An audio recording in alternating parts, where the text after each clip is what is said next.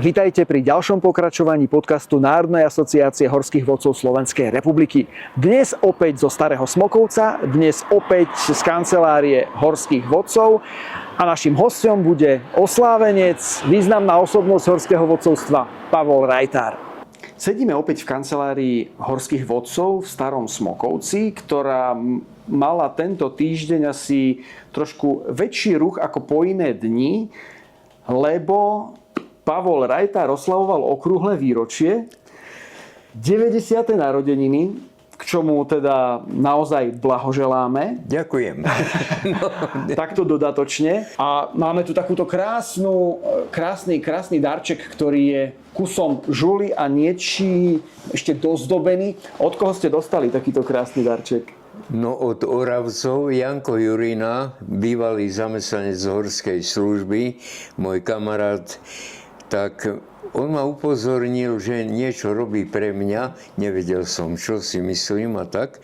A keď to doniesol, tak mi padla sanka, lebo tam sú zasa tie hodiny, ktoré vlastne sú ako odznak IFA, Ukážeme BFAU. to? Áno. Aby bolo jasné, že o čom sa bavíme, tak sú to takéto nádherné hodiny, ktoré boli autenticky vyrobené. Mňa šokovalo, lebo to je pre mňa, to je umelecké dielo. Tí Oravci ma šokovali, lebo vymysleli ešte o svätú omšu o 2. piatok popoludní. Tie ich spevy aj v kostole potom celebroval tú svätú omšu kňaz, ktorý doopatroval kňaza Hurtona, ktorý bol farárom v Suldene, pod kedysi našou najvyššou horou, Ortérom, vysokou 3900 aj čosi.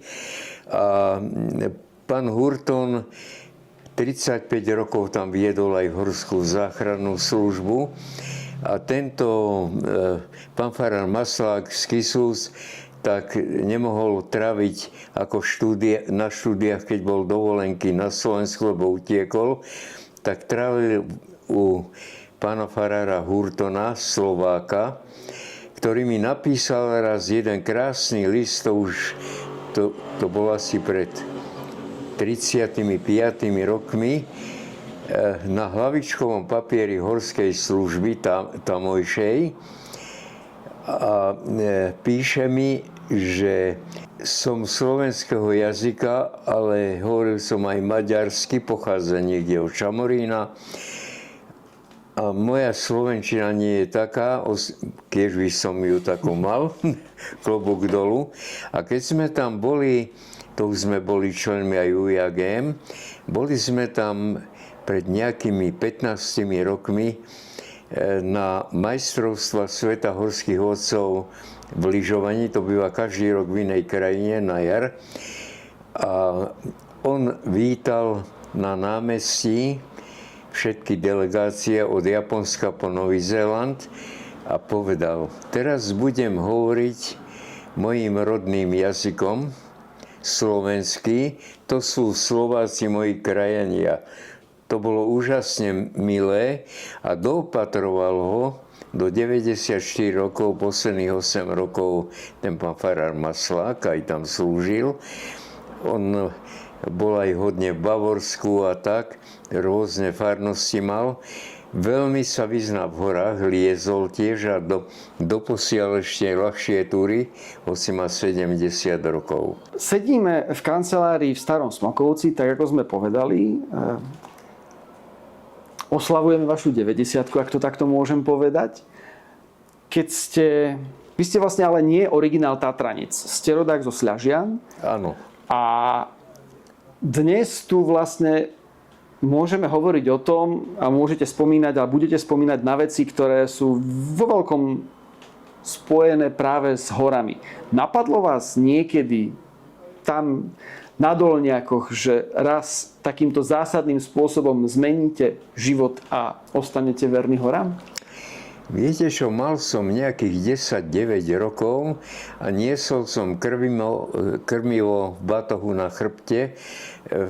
Náš dom je trochu v takom ako v Sklone, to nie je celkom... U nás nenájdete priestor v hornej časti Slažian na futbalové ihrisko. Okay. A bol pôsobivý západ slnka nad Jeleneckým Gímeským hradom. Mne vrásli nohy do zeme a môj otec naraz mi položil zozadu ruku. Som sa zlakol, že mi bude vytýkať, že som pomalý v práci. Povedal mi, otoč sa. Tam za vtáčnikom sú vyššie hory ako naše Tatry. To bol prvý impuls, potom školský výlet a potom ako 15-ročný, nebudem hovoriť o dôvodoch, prečo ma vyhodili z gymnázia, nebolo to kvôli prospechu. Áno.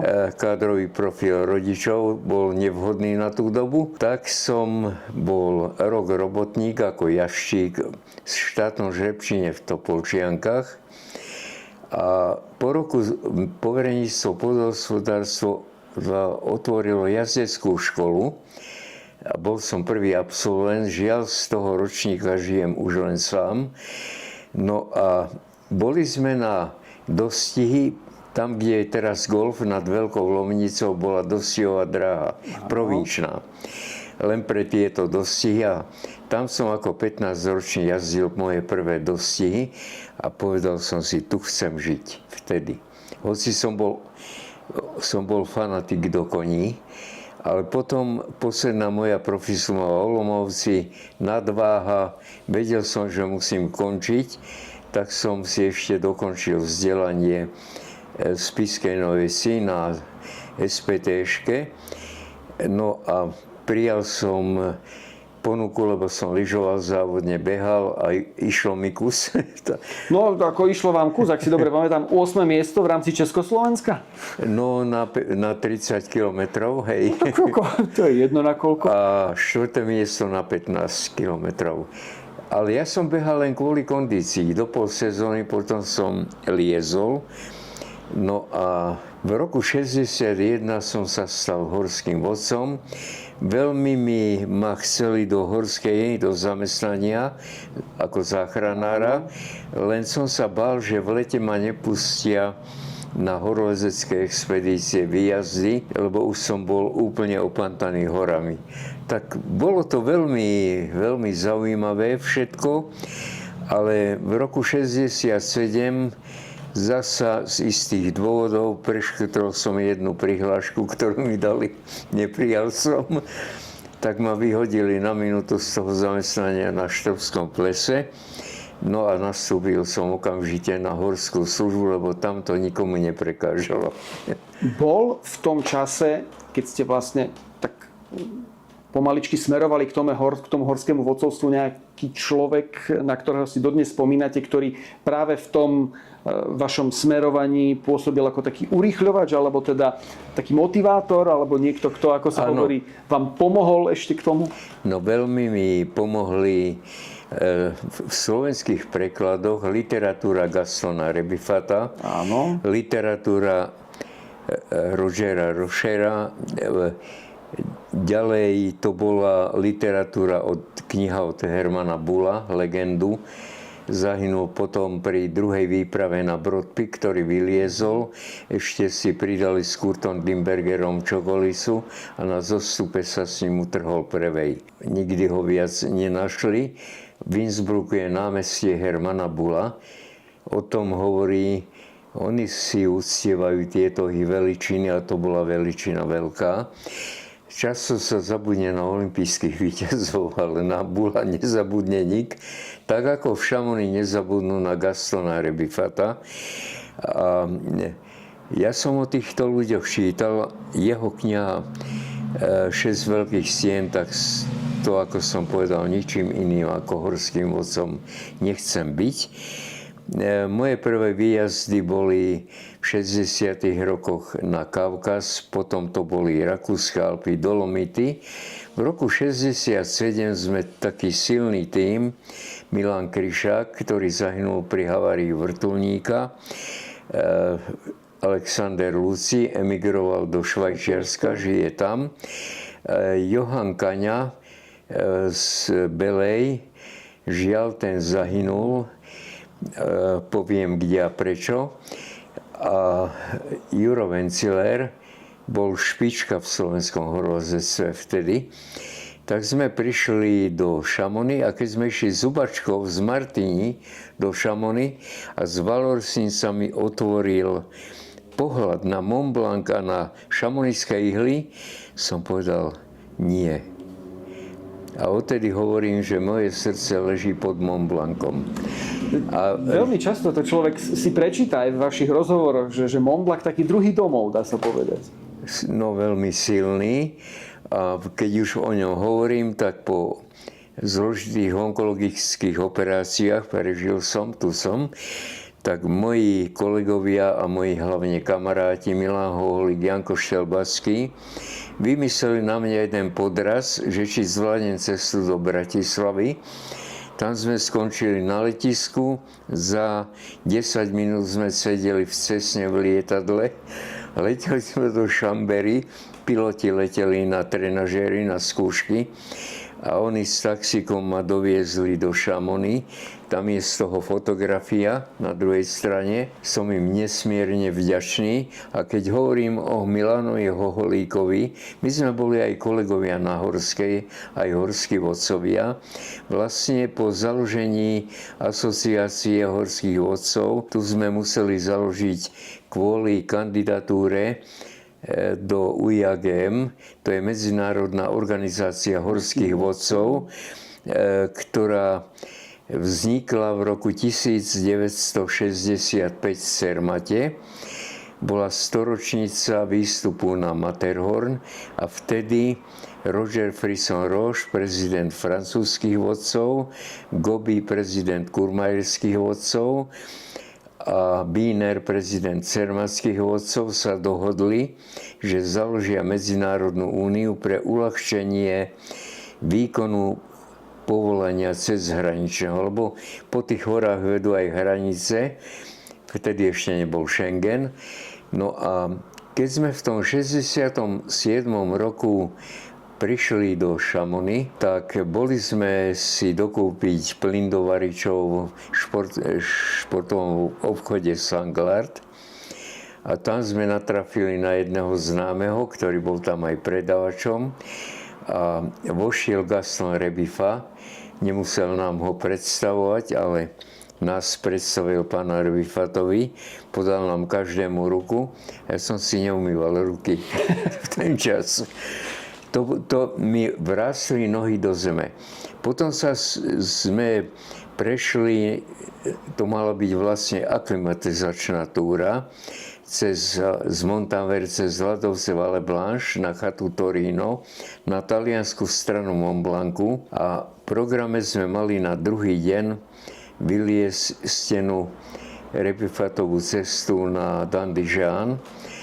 A večer bola plná chata vodcov s klientami horolezcov a doniesol chatár polievku a ak nám ju dával na stôl, zostal hrobové ticho.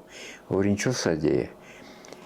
Prišiel Armand Charlet, francúzsky horský vodca, ten mal taký zvuk zo Šamony.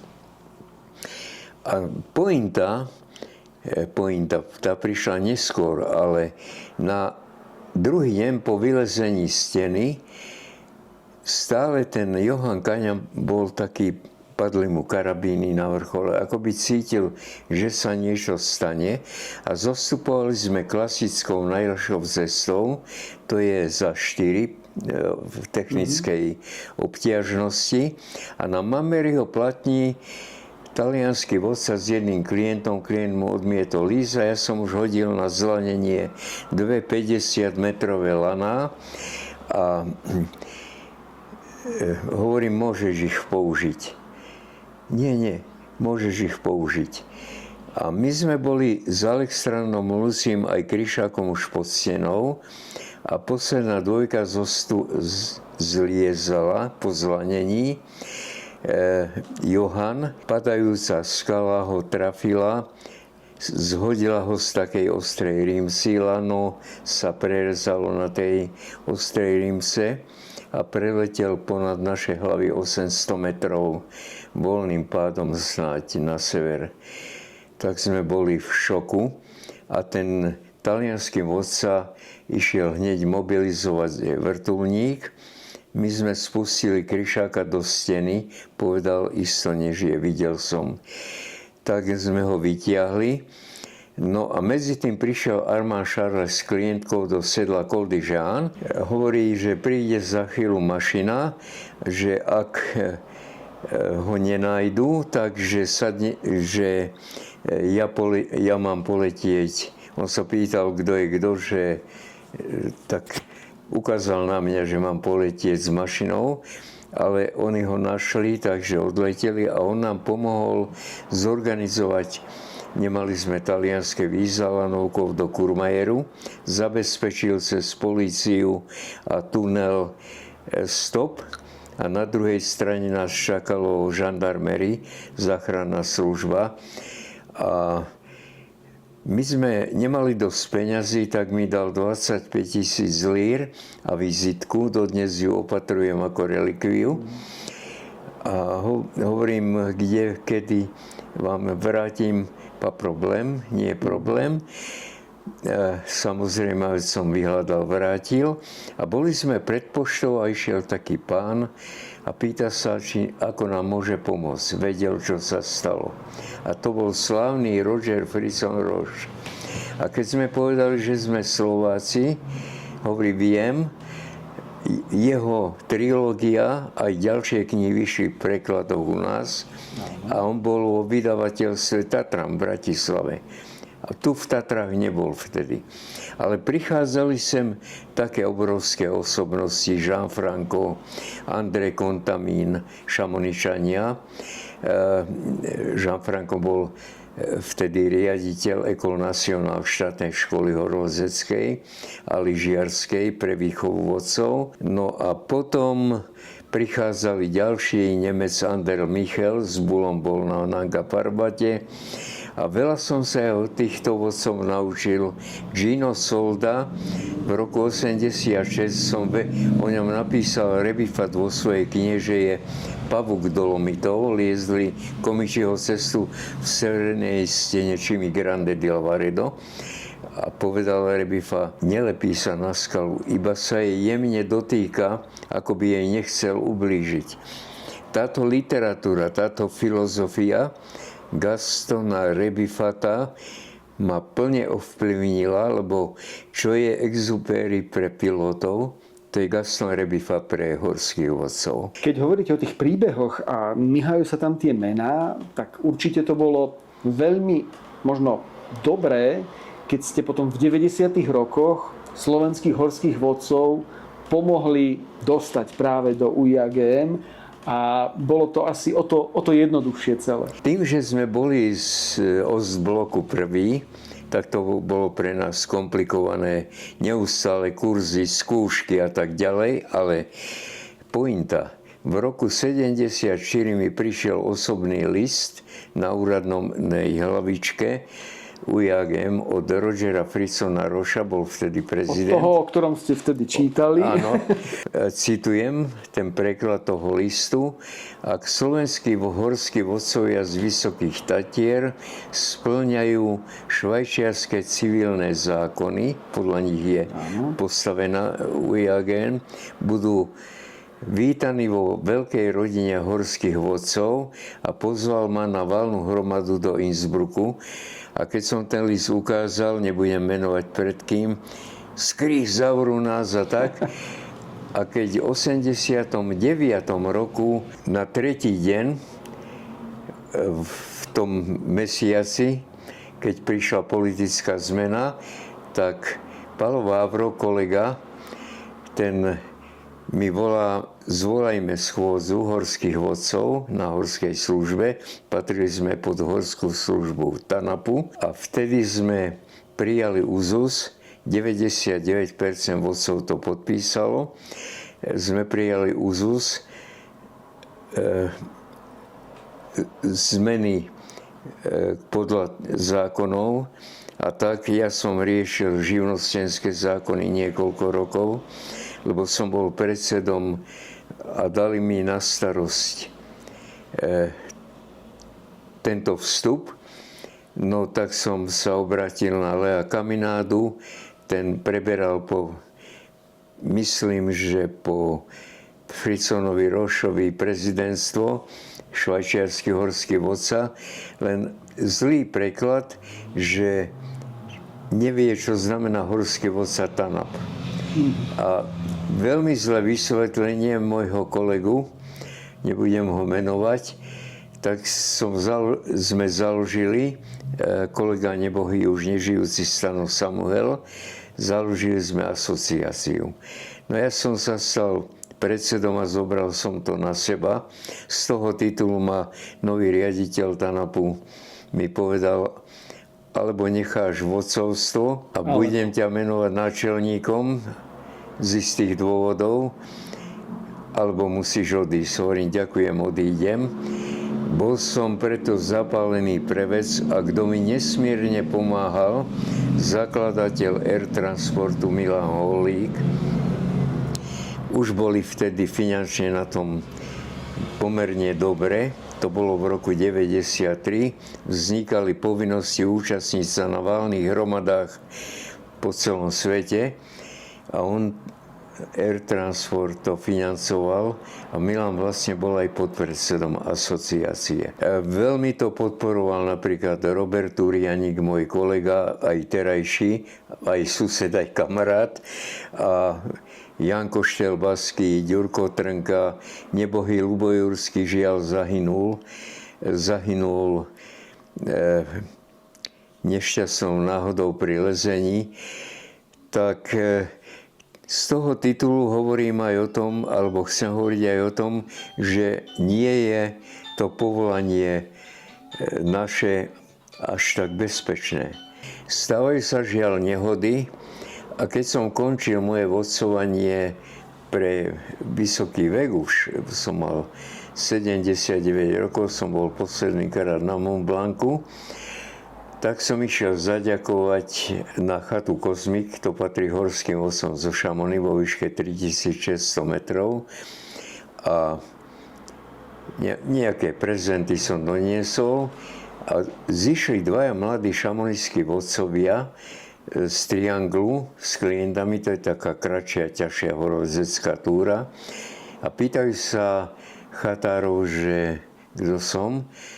Oni ma volali horský vodca Pavel. Slovák Pavel, tak, Slovák Pavel. A že či môžu, tak sme sa predstavili, koho som poznal, som vymenoval. A keď som povedal Armand Charle, tak sme ten večer sme išli späť potom z Midi lanovkou, sme skončili o polnoci v reštike, ktorú zatvárali. Ty si poznal Armanda Charle? Hovorím, hej. A mám aj vizitku. A keď som im rozpovedal celý ten príbeh, také meno a taký ohromný kurz má Armand Charle. Dostal som od Alena Dara, to bol šéf žandarmerie záchrannej služby, tam to robí polícia, aj horský vodca, lebo každý záchranár musí byť horský vodca kvôli technickému vzdelaniu. Nemôže vodiť, ale kvôli technickému vzdelaniu. A môj veľký priateľ, spolu sme aj liezli, robili sme lyžiarske túry, tak som od neho dostal, keď bola 200-ročnica horských vodcov Šamony, knihu Životopis váži kilo Armanda Charleta. Ešte sa vrátim k tej žiadosti, ktorá bola teda podaná v roku 93 a potom prišiel rok 96 a bola ale to ešte veľká zostaňme pri roku 93. Bolo to San Nikolau pod Cermatom a tam na tretí deň bol taký ako ples horských vodcov, hoci to bolo na jar alebo začiatkom leta. A predstavili mi Franz Lochmatera, takého 80-tníka viac. A ja som s ním strávil celú noc v rozhovoroch o histórii. Ty si Lochmater. Áno, ja som syn toho Lochmatera, čo s Angličanom Rianom. Keď spomeniem bratov Lochmaterovcov, teda strýko jeho a otec, došli v Šamonických Ihlách do previsu, kde neboli chyty. On vyliezol bratovi na ramená a skočil do prázdna a našiel chyt. To sú legendy. A ja ďakujem Bohu, aj kolegom, aj kamarátom, spolusom, že som toľko týchto ľudí poznal. Gino Solda, 86. Ty si vodca Horianov. Mal som tam projekciu po Davlagiri expedícii s Kurtom Dimbergerom. On mal K2 pod Cortinou. A kde máš označenie? Hovorím, nie sme členmi ešte UJAGM, a on odopol jeho oznak UJAGM a pripol mi ho. Ty ho môžeš nosiť. Poslal mi potom o rok knihu nádhernú, ktorú on... To sa tak naväzovalo a ja si toto nesmierne vážim, že som za môj život poznal osobne týchto pre mňa, ale nie len pre mňa, pre celý svet známych a slavných ľudí. A toto nám všetko uľahčilo. O to boli ale aj prísnejší na nás, na Slovákov. No a v roku 1996 prišli na kontrolu, týždeň boli tu, prezident francúzskych vodcov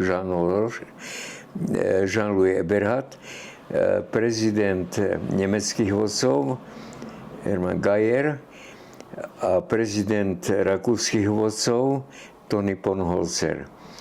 Po týždni povedali, že si nemysleli, že tak fungujeme a že je tu taká história, ktorú sa mi podarilo po rokoch tu na stenách prilepiť.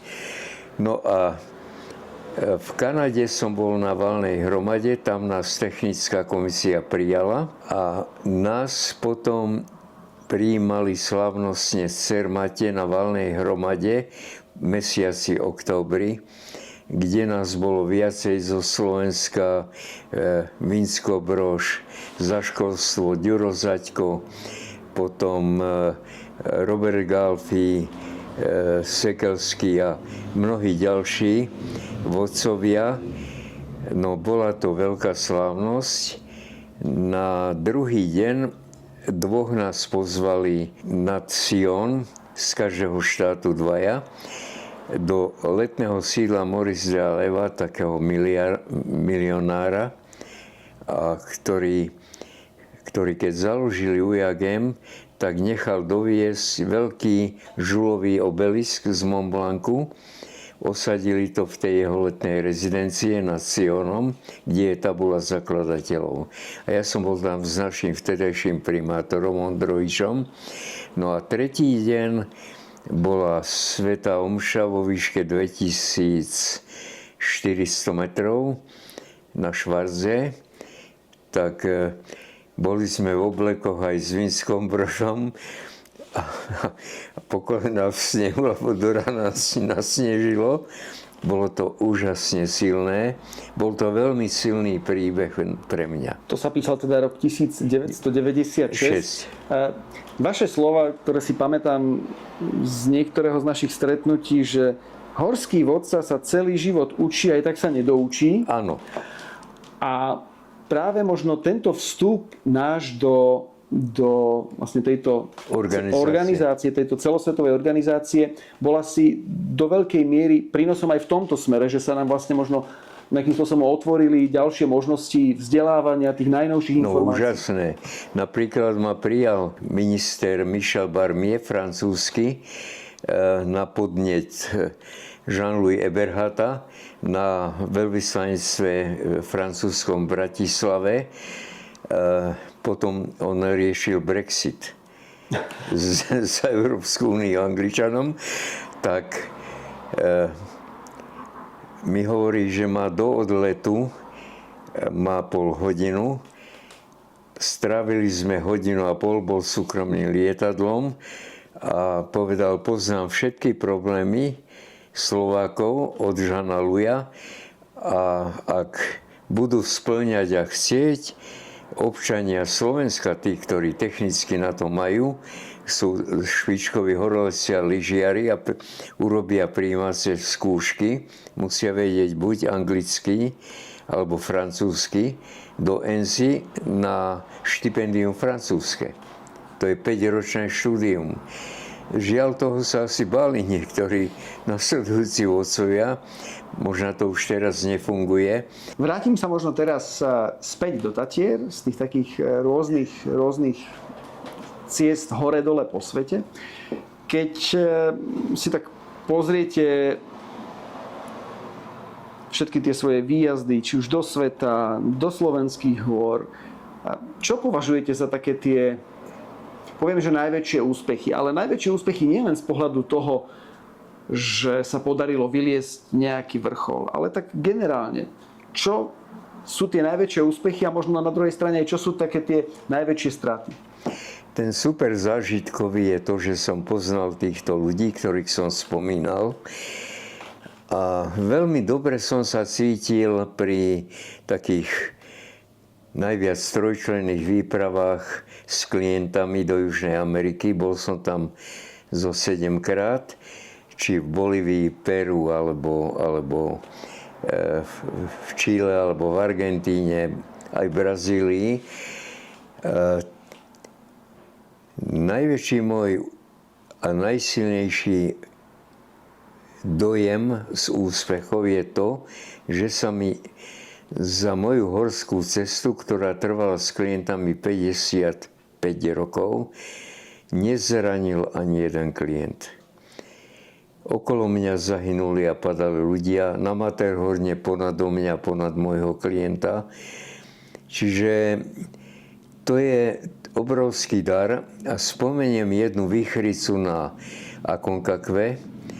Mal som klientov manželov z Bratislavy a boli sme vo výške, už keď boli dobre aklimatizovaní, finálny výstup na vrchol. Nie je to technicky ťažká túra, ale je to výška 7000 metrov, bez 2 metrov alebo koľko, hovorí sa. A vo výške necelých 6000 metrov som stával stan, už fúkal silný vietor, cítil som, že bude zle. Prišli klienti, stihol som ešte navariť nejaký čaj a začala výchrica Bianco Viento, roztrhalo stany a ten príbeh tú noc nechcem opisovať, ale okolo 10:00 francúzsky vodca s klientom utiekol a mi hovorí, ja mám lepšie postavený stan, ak by nevydržal tvoj, tak použij môj. To bolo úžasné. No a stalo sa tak na druhý deň okolo poludnia a nedaleko nás boli Španieli a jeden Španiel vyšiel zo stanu a vtedy ten náraz vetra ho dvihol do vzduchu. Zlomok tisícinu sekundy možná vo vodorovnej polohe vo vzduchu. To, ako sme držali už len vnútro stanu, lebo všetko bolo dotrhané, ale potom sme prežili v tom francúzskom. Na večer sa mi podarilo s tými klientami ujsť odtiaľ na druhý deň. A o 2 dní som išiel po tie veci, tak to bolo torzo, všetko roztrhané, ale aj v základnom tábore. A stretol som takého chlapca, Čecha, hovorím, čo ty tu robíš? No, že je tu s výpravou šeska, a kto je vedúci? Povedal mi meno, že si myslím, že ten nemá skúsenosti. Z hodou okolností som vedel, o koho ide. Apropos zahynul v tomto roku na Špicbergoch, pádom do trhliny. No a či môže so mnou, hovorím, poď. Potom na ďalší deň moji klienti povedali, že nie, že ideme dolu, tak som zbalil. A ten chlapec, že či môže ísť s nami, hovorím, poď. Ale išiel veľmi pomaly a tam je niekde v polovici chata konferencia alebo druhej tretine zostupu. Hovorím, vieš čo, tam, no že vie, že tam sú aj ich ako tí ďalší účastníci. Hovorím, chod tam, lebo ja chcem stihnúť do večera dojsť do Puente de Inca. A som prišiel na rampu parku, tam ma objavil jeden kamarát taliansky vodca, išiel z Patagónie ešte na Aconcacu a naraz telefón, hovorí, Pavel, ty vieš česky, hovorím, hej, telefón a volali, že ten chlapec zomrel. Hypoxia. No tak, a vedúceho som našiel tam boli také vytesané v skalách, som ho zobral nakrátko, hovorím, rieš si to. Poznali sme sa. No a tam bol kostolík a išiel som do toho kostolíka a moji klienti, manželia, klačali pred oltárom a ďakovali Bohu, že sme to prežili. Čiže i takéto príhody. Keď sa pozriete dnes na návštevníkov, ktorí prichádzajú, ktorí majú záujem na túry, niekedy ľudia hovoria, že ako keby si vystruhali väčšiu fujaru, na akej dokážu zahrať. A bolo to tak vždy, alebo dnes je taká doba, že jednoducho ľudia sú možno trošku ambicioznejší a jednoducho myslia si, že dajú všetko, keď si jednoducho na to zoberú horského vodcu? Kedysi tí klienti boli menej si žiadostiví. Stalo sa mi raz, že prišli dve dámy na horskú najprv jedna, že chce horského vodcu, ale nie pána Rajtara. A mňa sa to pýta. A hovorím, a ja to môžem byť, že áno. No, Ganek. Áno. No, potom som bolo fotila, že kde mi pošle fotky, hovorím, dám ho v obálke vizitku. No. A potom prišli dve dámy, zasa nik ich veľmi nechcel, že dvaja klienti, to je menej peňazí. Hovorím, a aký je problém? Hovorím tej Božke, ktorá viedla našu kanceláriu.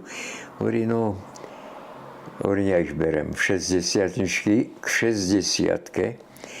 Videl som, že to asi nepôjde tak ľahko, ale vtedy bolo stabilné počasie a dobré podmienky, tak od svitu do mrku sme to dokončili, veľmi šťastné, ale predsa len mali väčší rešpekt, väčšiu úctu aj k prírode ako takej. Dnes sa mi javí, že u niektorých slovenských klientov, to vnímam takto, u niektorých sú vynikajúci klienti, stabilní klienti vodcov, od Tatier až po Himalaje. Mnohí chlapci vodia vonku po svete. Vinco Brož bol teraz s dvoma klientkami, bol v Peru na trekkingu. To proste tí ľudia, čo majú úctu k horám a vedia asi, o čo ide, tak si podľa možností najímajú vodcov. Vaše také najobľúbenejšie túry, ktoré ste mali v Tatrách a ktoré, keď sa vás niekto opýta, čo by ste možno odporúčali, aké to boli? Asi to neboli vždy len tie najznámejšie, notoricky známe trasy, ale také, ktoré ste... Veľmi často som vodieval pilier puškášov na Ganek, čo mi vyčítal môj kolega Vlado Tatarka, že prečo len také ľahké cesty, to je taká ľahšia 5, 4+, no ale krásny pilier, dlhý, klienti nadšení z peknej skaly, lezenia, preto som, keď chceli peknú skalnú túru, som im ponúkol tu, alebo som im povedal, vyberte si, západná Lomnica, hrebeň Vidiel. To sú túry, ktoré zážitkovo sú pre tých našich hostí na lane sú neopakovateľné. No a žiaľ, Vlado Tatarka zahynul práve na tejto ceste. Čo som bol v šoku, keď mi doktor Zajac, ja som vtedy liezol s klientom cestu k slnku na Malý ľadový a zostupujem naraz, už som mal mobil, telefón, veziem ti kamaráta. Odkiaľ? Z Ganku. Gypsy. Prídi na letisko. Takže to boli šoky. Hory dávajú? Hory berú niekedy. Hory nie sú nebezpečné. Naše konanie môže byť niekedy povrchnejšie alebo nerozvážne. Tá hora na nás nespadne, keď na ní neideme. Keď sa bavíme o tom, čo sa vlastne horským vodcom podarilo za tých posledných 30 rokov od toho vstupu do medzinárodnej organizácie, čo by ste im popriali možno do ďalšej 30-ky? Šťastlivé návraty z túr, lebo mnohí vodia aj ťažšie veci aj v Alpách rôzne. Sú dobrí vodcovia, technicky vynikajúci. Šťastlivé návraty. Raz som bol v Suldene, doktor Hurton, tamojší kňaz, mi daroval takú modlitbu na Sviatok horských vodcov tam a v tej modlitbe sa hovorí šťastlivé návraty. Sme v kancelárii horských vodcov, čo pri pohľade na tú celú históriu, ktorá je za nami a možno na tú prítomnosť, v ktorej sa nachádzame, robí najväčšiu radosť vám? Keď sem príde a zaklope klient, aj taký, čo chce len informácie. No zaklopali tu rôzni ľudia už, napríklad anglický veľvyslanec, ktorý tu bol služobne 20 rokov po návšteve kráľovnej. A hovorím, ako ste nás našli? Vytiahol 20 rokov staré noviny. Vy ste mali vtipný rozhovor v týchto novinách. Hovorím, čo bolo tam vtipné?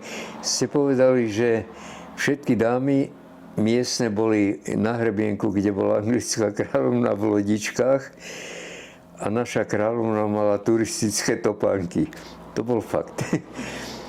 Zaklopal tu švajčiarsky veľvyslanec pred pár týždňami. Zaklopal tu biskup Malý z Prahy, v civile, s 3 gréko-katolíckymi kňazmi, mladými, ktorí učia na fakulte, a tými staroslovienčine trojhlasne tu nádherne zaspievali.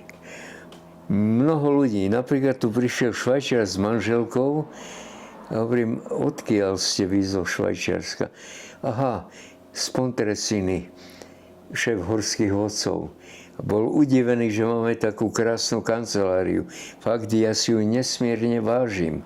A tá dekorácia vonku, to si vážia zasa nielen klienti, ale aj ľudia, ktorí sa chodia tam fotografovať. Je to kus peknej prírody. A to ma naučil otec. V našom veľkom dvore rodičovskom žije dcera Zuzka, nádherné trávniky, iba v strede je dvojkolajka na auto a keď sú 3 autá, musia vycúvať z dvora, nie točiť na trávniku. A toto žiaľ v Tatrách niekde veľmi škrípe. Minule idem okolo pošty a zaparkované bratislavské osobné auto v strede trávnika. A 5 metrov vedľa prázdny parkplac. Pochopíte to? Ja nie. Čo vám poprajeme k 90-ke? Veľa zdravia, veľa radosti a veľa takých pekných chvíľ, ktoré môžete zažiť či tu v kancelárii, alebo pri svojich milovaných kvetoch. A aj pri rodine. A pri rodine. Som nesmierne vďačný mojej rodine, vnukom, dcerám, ale hlavne manželke. Nemala to ľahké pri mne.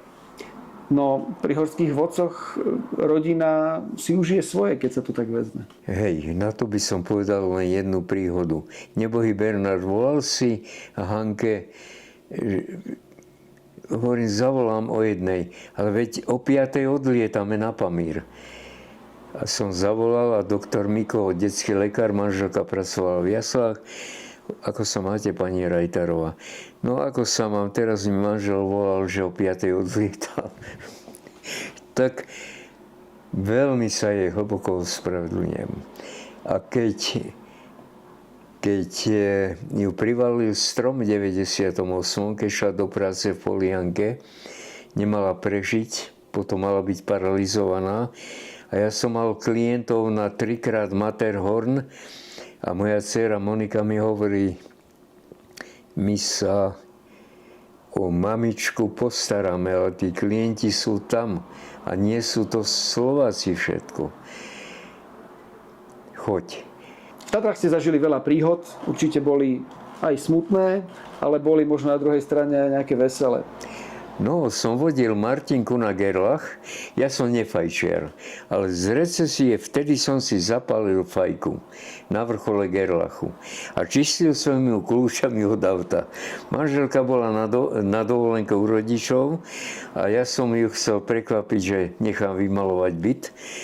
Auto som mal na Slieskom dome, zostúpim s klientom na Slieský dom, kľúče nikde. Som zložil batoh, to bol môj najrýchlejší výstup späť, nehovorím za koľko. Kľúče som nenašiel. Sedím večer smutný, už sa nemalovalo v ten deň a naraz príde kolega Feroždiarsky a má kľúče, sú od tabáku, že sú tvoje. On medzi tým liezol zapadnú stenu s klientom a našiel kľúče, vedel, že sú moje.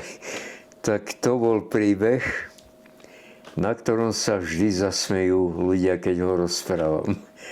Pán Reiter, ešte raz ďakujeme veľmi pekne za rozhovor, poprajeme veľa zdravia vám, rodine, blízkym, kamarátom a možno veľa pekných chvíľ posedení a možno rozprávania tu na bezpečnom mieste v kancelárii Horských vodcov v Starom Smokovci. Pri dobrom víne. Pri dobrom víne... No nie. Pri dobrom víne sme si dovolili Nie. flaštičku červeného, suchého, tak ako Nie. ho máte rád, tak verím, že urobí veľa radosti. To ja som myslel, ja mám box plný. Vy máte box plný, ale také tu tam určite nie je. Tak také to tam nie je. Také to tam nie je. Na zdravie. Viem, o koho ide. Brable. Všetko dobré. Ďakujem veľmi pekne.